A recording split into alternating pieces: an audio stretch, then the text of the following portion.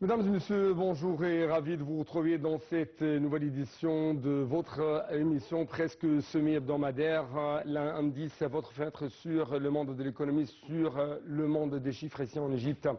Nous avons, si je peux dire, trois questions principales. Pourquoi la dette égyptienne a diminué de 7,4 milliards de dollars dans le premier trimestre de cet exercice financier en cours? Mais aussi, chers téléspectateurs, quels sont les mécanismes à adopter de la part de notre gouvernement afin de rendre le climat d'affaires et d'investissement ici en Égypte de plus en plus attractif, mais aussi d'une valeur de 10,3 milliards de dollars. C'est l'Arabie Saoudite qui a converti ses dépôts auprès de la Banque centrale égyptienne. Donc, pourquoi, chers téléspectateurs, pourquoi, ou quand même, quels sont l'impact de cette conversion de leurs de dépôts des Arabes du Golfe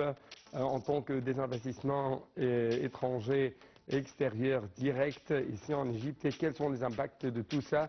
C'est ce qu'on va savoir bien sûr pendant cette édition. Mais tout d'abord, nous devons commencer notre explication avec les chiffres sur l'écran. La dette extérieure de l'Égypte diminue de 7,4 milliards de dollars au cours des 3 premiers mois de 2024 selon les données de la Banque centrale égyptienne. Les finances du pays ont été renforcées fin février par la vente aux Émirats arabes unis des droits de développement d'un terrain méditerranéen de premier ordre à Ras El Hekma pour 35 milliards de dollars. En fait, on trouve que la dette extérieure totale a baissé à 160,6 milliards de dollars à la fin du mois de mars contre 186 milliards de dollars à la fin du mois de décembre et 164 6,5 milliards de dollars à la fin du mois de septembre, selon toujours les données de la Banque centrale de l'Égypte. D'autre part, on trouve que c'est ça les données représentées ou quand même montrées par la Banque centrale égyptienne. Mais si je peux dire, chers téléspectateurs, il y avait de plus en plus ce qu'on appelle des déclarations faites par Monsieur le ministre. Monsieur le ministre, bien sûr, Monsieur le ministre de l'Investissement du Commerce extérieur, Hassan Khatib, mais justement avant ça, j'aimerais quand même vous montrer que la dette extérieure, dont 84,2% est à long terme, équivaut à 39,8% du produit intérieur brut contre 43% en décembre selon la Banque centrale égyptienne. Donc, Monsieur le ministre de l'Investissement du Commerce extérieur, Hassan Khatib, a annoncé lundi 19 août 2024 que le gouvernement travaillait activement à l'élimination des obstacles auxquels se heurtent les investisseurs. Monsieur le ministre a donné quand même des déclarations concernant son ministère qui vise à maximiser les avantages des accords commerciaux existants et à tirer parti des cadres internationaux pour protéger les investissements et pour quand même soutenir les industries locales comme vous trouvez. Il y a d'autres figures très importantes, d'autres quand même déclarations faites récemment par M. Khatib. Il a mis l'accent sur l'importance de rationaliser l'importation de services, de matériaux, de machines et d'équipements nécessaires à l'industrie. Le gouvernement réduira également les délais de dédouanement. C'est toujours dans la politique adoptée envers les investisseurs de la part de l'Égypte, de la part de l'État égyptien. Cette mesure devrait permettre de réduire le coût de production et d'améliorer ainsi la compétitivité des produits égyptiens. En outre, le ministre a souligné que le gouvernement s'engageait à fournir un soutien complet aux exportateurs. Ces efforts, selon lui, visent également à renforcer la capacité des entreprises égyptiennes à accéder aux marchés internationaux et à exploiter pleinement le réseau d'accords de libre-échange conclus avec de nombreux partenaires commerciaux et quand même que ce soit au niveau bien sûr mondial ou quand même au niveau régional ou international.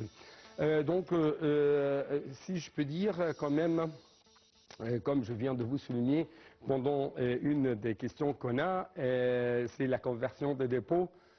C'est des dépôts des Émirats arabes unis ou de l'Arabie saoudite qui ont été convertis en tant que des investissements directs étrangers vers l'Égypte. Selon des experts, la décision du Royaume d'Arabie saoudite est de transférer ces dépôts auprès de la Banque centrale d'Égypte d'une valeur de 10,3 milliards de dollars en investissement direct est une étape positive pour renforcer l'économie égyptienne et pour réduire la dette extérieure. Ils ont expliqué que cette mesure augmente la réserve de trésorerie, améliorer la valeur de la monnaie locale. Il soutient la stabilité du taux de change en Égypte. Je dois quand même vous montrer d'autres informations concernant les différents indices qu'on a aujourd'hui sur l'économie égyptienne. Bien sûr, nous devons jeter plus de lumière sur la nouvelle hausse des prix de l'électricité en Égypte. Bien sûr, selon des experts, tout d'abord, la conversion des dépôts en investissement similaire à ce qui s'est passé avec les Émirats arabes unis dans le cadre de l'accord de la Hekma, car ces investissements contribueront à combler les déficits de financement, à augmenter la production et les exportations, ce qui renforce la confiance au marché égyptien et augmente le flux des investissements étrangers et locaux.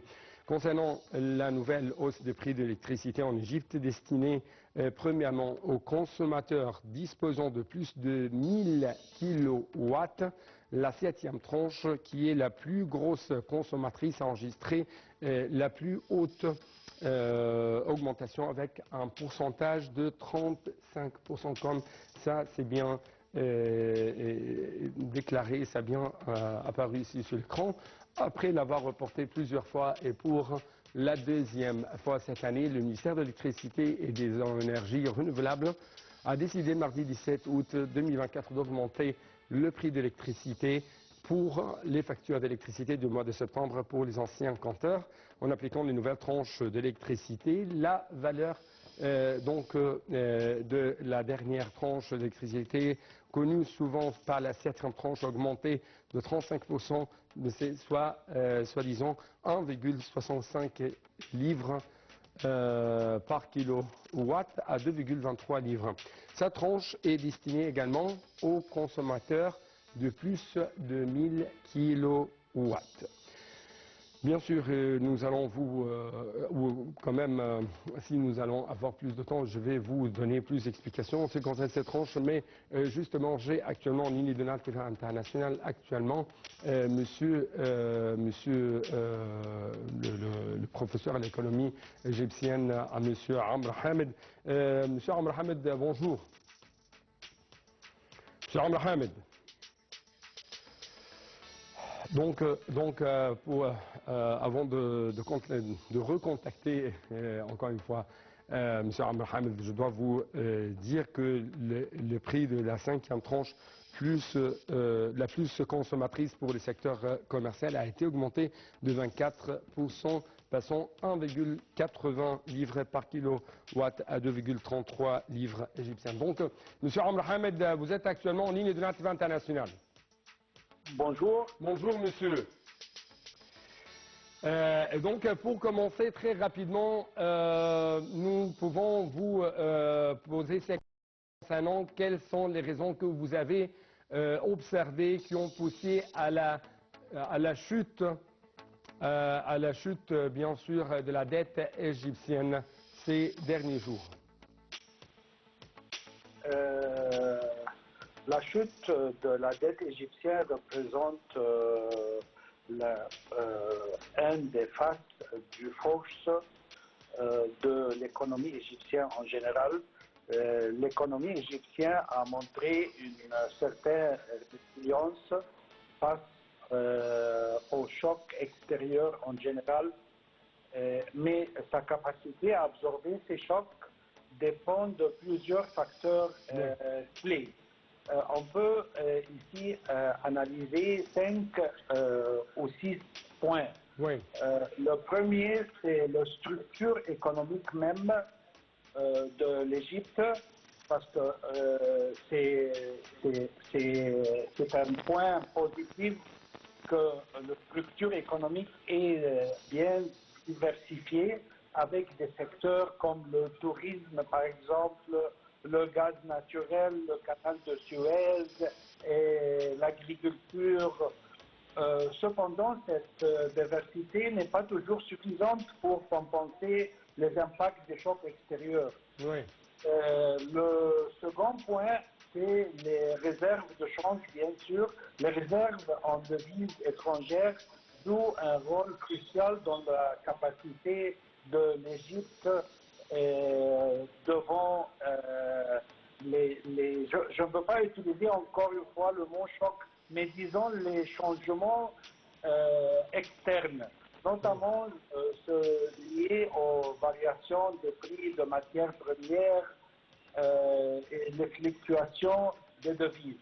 Un autre point qui est très important, c'est le dette publique externe de l'Égypte, ce qui est peut-être le point que vous venez de remarquer au commencement. L'Égypte a une dette publique élevée, bien sûr, qui s'est diminuée un peu pendant les quelques mois passés. Et on sache bien que la raison de ce baisse, c'est pour le projet de Ras el-Hekma. Mais si on parle du dette publique qui est toujours élevé, ce qui peut limiter la capacité de l'économie égyptienne à répondre aux changements, aux chocs économiques externes par des politiques budgétaires expansionnistes. Oui. Une dette externe élevée peut également rendre le pays vulnérable aux fluctuations des taux de change et aux conditions de crédit international. Oui. Maintenant, on peut peut-être parler d'un autre point qui est aussi important, sont les réformes économiques. Oui. Le gouvernement égyptien a entrepris des réformes économiques soutenues, comme vous le savez, par le FMI, bien sûr, qui visent à stabiliser l'économie et également à renforcer sa résilience.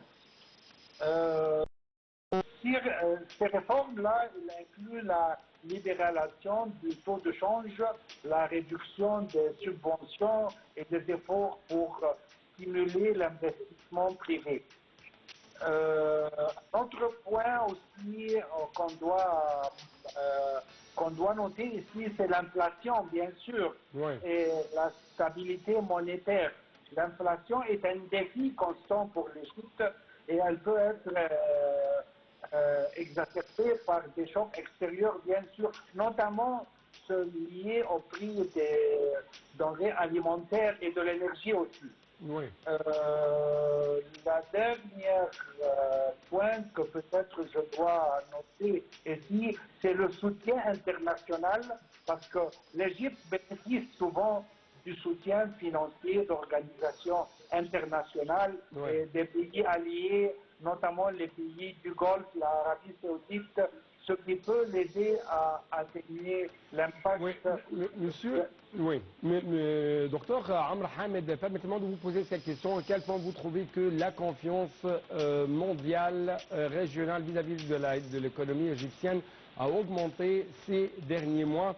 Je parle de ça à la lumière de réformes économiques que vous venez de nous révéler et à la lumière de très importantes. Premièrement, la conversion des dépôts des pays de Golfe comme l'Arabie Saoudite ou les Émirats Arabes Unis en font que des investissements directs étrangers dans l'économie égyptienne et également les nouvelles politiques adoptées par le gouvernement égyptien, que ce soit au niveau, du ministère des Investissements, au ministère financier, concernant rendre l'économie égyptienne de plus en plus attractive aux investisseurs étrangers. Comment vous pouvez répondre ou analyser ces deux questions? C'est une question qui est vraiment très profonde et très difficile, mais pour conclure la réponse à cette question dans un mot seulement, la confiance. c'est comment renforcer la confiance internationale dans l'économie égyptienne. Ça, c'est le secret pour n'importe quel pays en développement pour achever un taux de croissance désirable, si vous voulez. Et si peut-être je dois expliquer quelque chose très vite, c'est que il y a une relation toujours entre la politique et l'économie. Dans les pays développés, c'est toujours les talents qui est l'économie qui tire le carriage, qui est la politique. Mais dans les pays comme l'Égypte, les pays en développement, c'est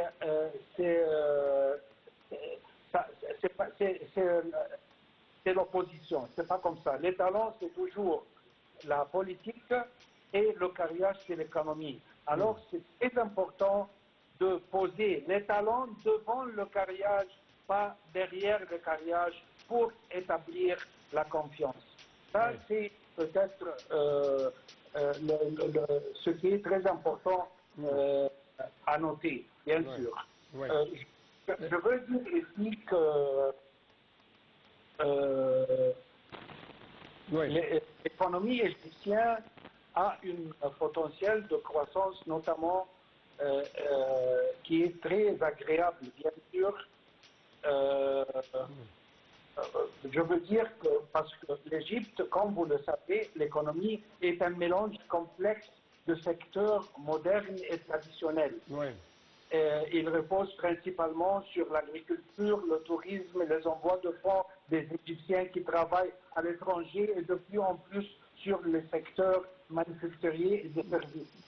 Et ce que je veux dire, c'est que toute cette diversité de secteurs économiques représente quelque chose qui est vraiment très fort pour renforcer la confiance des autres pays et des organisations internationales dans le système économique de l'Égypte. Monsieur Mohamed, concernant la conversion des dépôts en des investissements étrangers directs, quel est l'impact de ça sur l'économie égyptienne? Dans 30 secondes, s'il vous plaît. L'impact, c'est qu'il faut toujours essayer d'attirer tous les influx des finances, pas seulement des Égyptiens qui travaillent à l'étranger, mais des organisations et des autres pays pour attirer des investissements internationaux vers l'économie domestique. Oui. Monsieur Mohamed, le ministère de l'Électricité a donné récemment 3 raisons à l'augmentation de la facture d'électricité ici en Égypte. Tout d'abord, la dévaluation de la livre égyptienne, l'augmentation de prix du dollar, l'augmentation de 30% du coût de production d'électricité, la décision gouvernementale d'arrêter toutes les coupures jusqu'à la fin de l'été. Comment vous avez évalué cette dernière hausse? Très rapidement, dans 30 secondes. Ça, c'est très difficile parce qu'il y a ici un mix entre ce qu'on appelle microéconomie et macroéconomie. Parce que l'idée n'est pas dans le macroéconomie, parce que maintenant on parle de l'économie du pays en général. Achever des gains pour le gouvernement n'est pas très important du point de vue. De point de vue macro, ce qui est très important, c'est le taux de croissance, contrôler l'inflation et créer du travail. Mais ça, c'est très important parce que ici, Monsieur Mohamed, malheureusement, je n'ai plus de temps pour vous donner l'espace pour nous expliquer un peu plus de cette dernière décision. Merci beaucoup pour votre attention et toujours merci beaucoup à vous également, chers téléspectateurs, pour votre attention. Et encore une fois, merci et au revoir.